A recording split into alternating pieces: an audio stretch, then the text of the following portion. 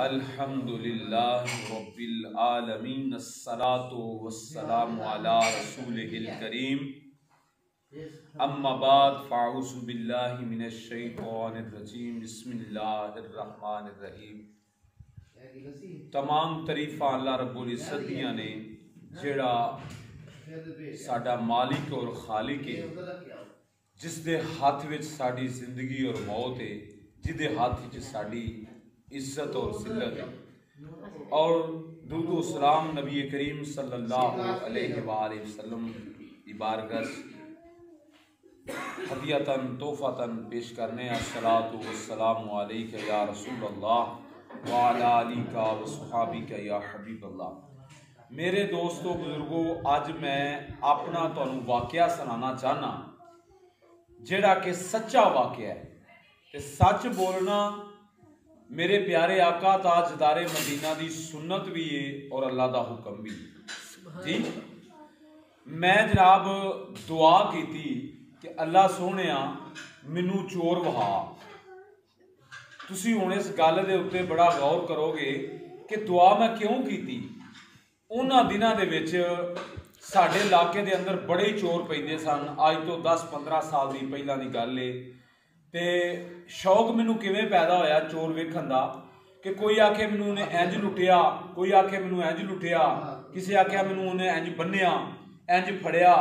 ते मैं आख्या अल्लाह सोहणिया मैनू चोर वहा जेड़े वो किंज फड़दे ने, किवें लुटदे ने। मेरे अंदर एक शौक पैदा हो गया ते मैं दुआ मंग दी। हालांकि दुआ जदों मंगो चंगी मंगो, सोहनी दुआ मंगो, कदी भी ऐसी दुआ ना मंगो जिहड़ी नुकसानदेह होवे। लेकिन मैनू इन्ना शौर नहीं सी, इन्ना इलम नहीं सी, मैं दुआ जनाब मंग छड़ी। लेकिन ये मेरे ज़हन च नहीं सी कि अल्लाह ताला समीउल बसीर है, अल्लाह ताला ते सुनदा भी है ते वेंदा भी है। वो दुआ अल्लाह दी बारगाह च कबूल हो गई सी ते मैं दुआ करके भुल गया सा। जनाब एक वेला आ गया, फिर जनाब मैं सादे चक दे इमामत करांदा सा। उत्थों मैनू पता लगा एक महफल ते जाना है ते इश्तिहार मैं पढ़िया, उत्थे महफल सी। ते महफल भी इस तरह की जिवें मेला टाइप हुंदा है जी। तो उत्थे असीं गए ते रात दे तकरीबन सानू 11 बज गए। ते उत्थे ना कोई तरतीब दे नाल ना कोई कुरान पढ़िया जाए, ना कोई इंज ही ढोल ढमका बजान पे, ते कोई कलाम कोई पे पढ़े, कोई मज़ा ना आया। लेकिन असां चलो उत्थे अलहमदुलिल्लाह कुछ वक्त गुजारिया। तो गुजारन तो बाद जिहड़ा है ना जनाब टाइम काफ़ी हो गया। तो लंगर शरीफ बड़ा अच्छा उन्हें पकाया सी। असी बार बार लंगर शरीफ करिए तो फिर वो जनाब नाल इरादा करिए कि असां वापस भी जाना है जी। क्योंकि ज़हन च ये सी कि जाके नमाज़े फजर पढ़ानी, नमाज़े फजर।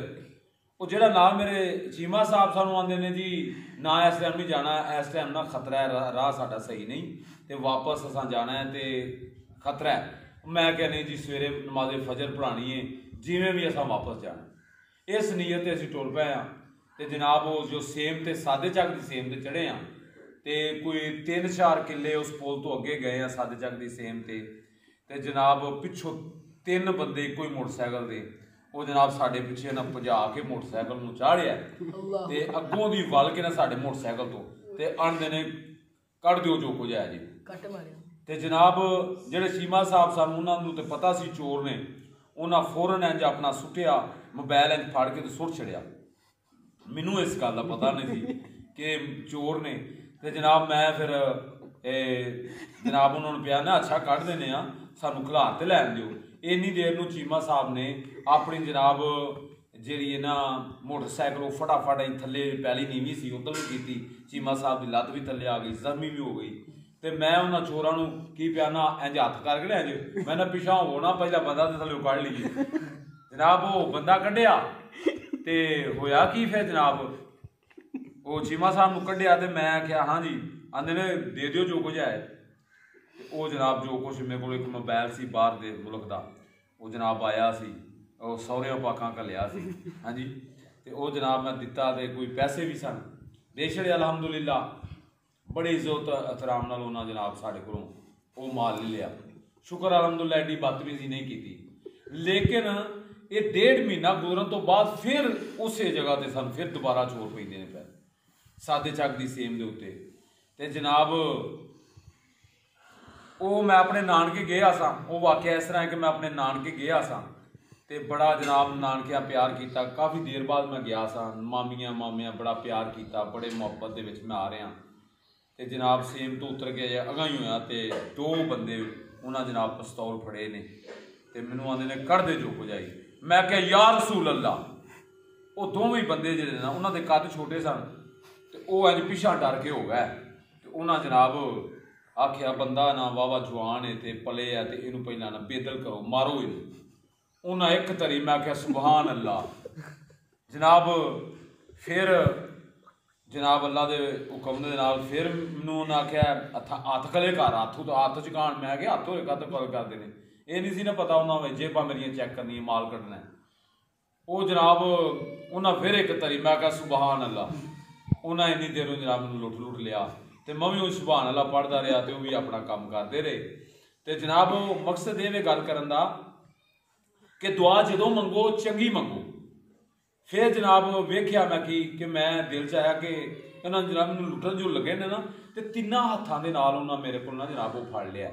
ਤਿੰਨਾਂ ਹੱਥਾਂ ਦੇ ਨਾਲ, ਤਿੰਨ ਹੱਥ ਨਾਲ ਮੇਰੀ ਤਲਾਸ਼ੀ ਲੈ ਰਹੇ ਨੇ ਤੇ ਇੱਕ ਹੱਥ ਜਦੋਂ ਦੋਵੇਂ ਪਿਸਤੌਲ ਫੜ ਲਿਆ। ਇੱਕੋ ਬੰਦੇ ਨੇ ਦੋਵੇਂ ਹੱਥ ਦੋਵੇਂ ਪਿਸਤੌਲ। ਮੇਰਾ ਇਰਾਦਾ ਬਣਿਆ ਕਿ ਮੈਂ ਮੁੱਕਾ ਮਾਰਾਂ ਤੇ ਜਨਾਬ ਇਹ ਪਿਸਤੌਲ ਜਿਹੜੇ ਨਾ ਇਹਨਾਂ ਦੇ ਡਿੱਗ ਪੈਣ ਤੇ ਇਹਨਾਂ ਦੇ ਮੈਂ ਹਮਲਾ ਕਰਾਂ।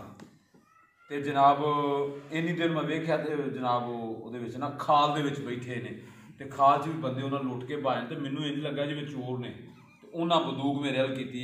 ਇਹ ਸ਼ਾਮ ਤੋਂ ਮਗਰਬ ਦੇ ਟਾਈਮ ਦਰਮਿਆਨੇ ਰਾਤ ਦਾ ਟਾਈਮ ਸੀ। ਮੈਂ ਵੀ ਆਖਿਆ ਚੋਰ ਜ਼ਿਆਦਾ ਨੇ, ਜੇ ਮੈਂ ਇਹਨਾਂ ਦੇ ਹੱਥੀਂ ਪੈ ਗਿਆ ਉਹ ਗੋਲੀ ਮੈਨੂੰ ਮਾਰ ਦੇਣਗੇ। ਲਓ ਜਨਾਬ ਇੰਨੀ ਕੁ ਦੇਰ ਨੂੰ ਨਾ ਆਪਣਾ ਮੈਂ ਫਾਰਗ ਹੋ ਗਿਆ ਉਹਨਾਂ ਤੋਂ ਤੇ ਉਹਨਾਂ ਮੈਨੂੰ ਉਹਦੇ ਕੋਲ ਪਾਇਆ ਤੇ ਉਹ ਸਾਡੇ ਪਿੰਡ ਦੇ ਗੁਆਂਢੀ ਇੱਕ ਮੁੰਡਾ ਜਨਾਬ ਗੁਆਂਢੀ ਸੀ ਸਾਡਾ, ਇੱਕ ਸਾਦੇ ਚੱਕ ਦਾ।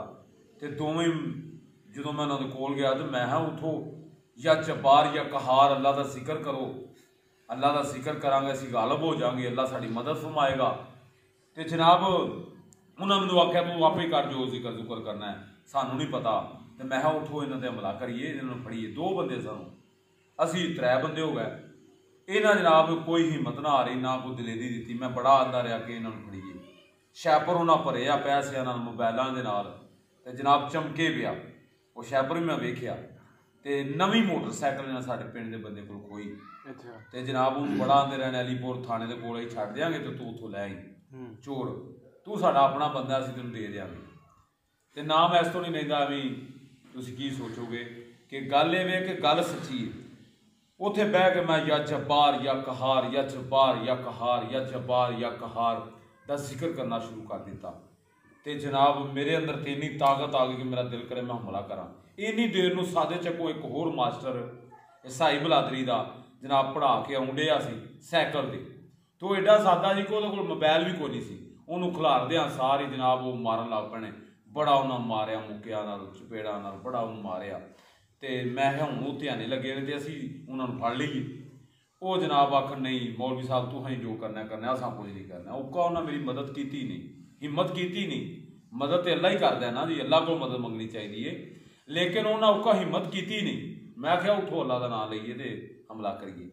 ਨਾ ਜਨਾਬ ਉਹ ਜਨਾਬ ਇੰਨੀ ਦਿਨ ਉਹਨੂੰ ਲੁੱਟ ਕੇ ਉਹ ਵੀ ਚੌਥਾ ਬੰਦਾ ਵੀ ਸਾਡੇ ਕੋਲ ਆ ਗਿਆ। ਉਹਨੂੰ ਬੜਾ ਉਹਨਾਂ ਮਾਰਿਆ। ਮੋਬਾਇਲ ਆਖਣ ਦੇ ਉਹਦੇ ਕੋਲ ਮੋਬਾਇਲ ਹੈ ਹੀ ਨਹੀਂ, ਸਾਦਾ ਜਿਹਾ ਬੰਦਾ ਸੀ ਉਹ ਜਨਾਬ। ਬੜਾ ਉਹਨੂੰ ਆਖਣ ਮੋਬਾਇਲ ਦੇ ਉਹਦੇ ਕੋਲ ਹੈ ਹੀ ਨਹੀਂ ਸੀ।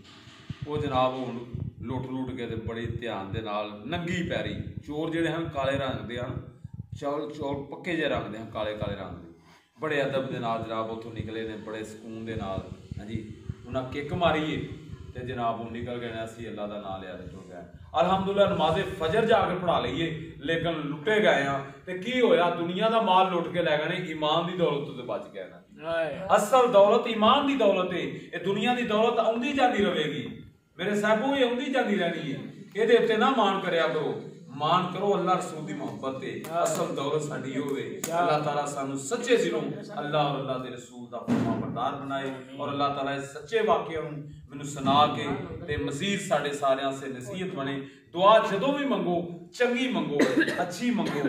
ਬੇਧਿਆਨੀ ਦੇ ਨਾਲ ਜਾਂ ਬੇਇਲਮੀ ਦੇ ਨਾਲ ਐਸੀ ਦੁਆਵਾਂ ਨਾ ਮੰਗੋ ਕਿ ਜਿਹਦੀ ਵਜ੍ਹਾ ਤੋਂ ਉਹ ਤੁਹਾਨੂੰ ਤੁਹਾਡੇ ਅੱਗੇ ਹੋ ਜਾਣ, ਕਿਉਂਕਿ ਅੱਲਾਹ ਤੇ ਸਮੀਉਲ ਬਸੀਰ ਹੈ। ਉਹ ਤੇ ਗੱਲ ਸੁਣਦਾ ਹੀ ਸੁਣਦਾ ਹੈ।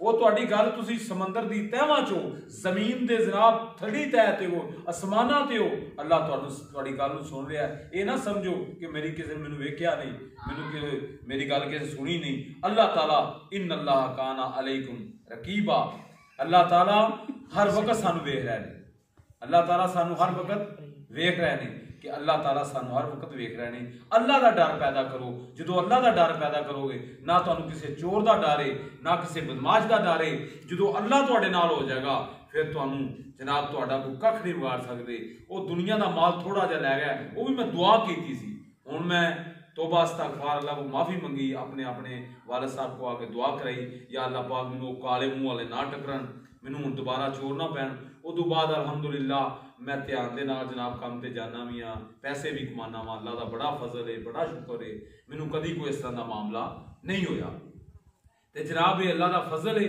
जो गल करो चंगी करो जो दुआ मंगो चंगी मंगो अल्लाह ताला मैनू और तुहानू जनाब सही दीने मुस्तफा दे चलने की तौफीक अता फरमाए मेरा सुबहान चैनल सब्सक्राइब भी करो लाइक भी करो और इस जनाब वीडियो नू अगे शेयर करो ताकि लोगों नू पता लगे कि जो भी दुआ मंगो चंगी मंगो मेरे को गलत दुआ मंगी गई तो मैनू सिला मिलिया जो दुआ मंगो चंगी मंगो अल्लाह ताला मैनू और तुहानू अमल की तौफीक अता फरमाए आमीन।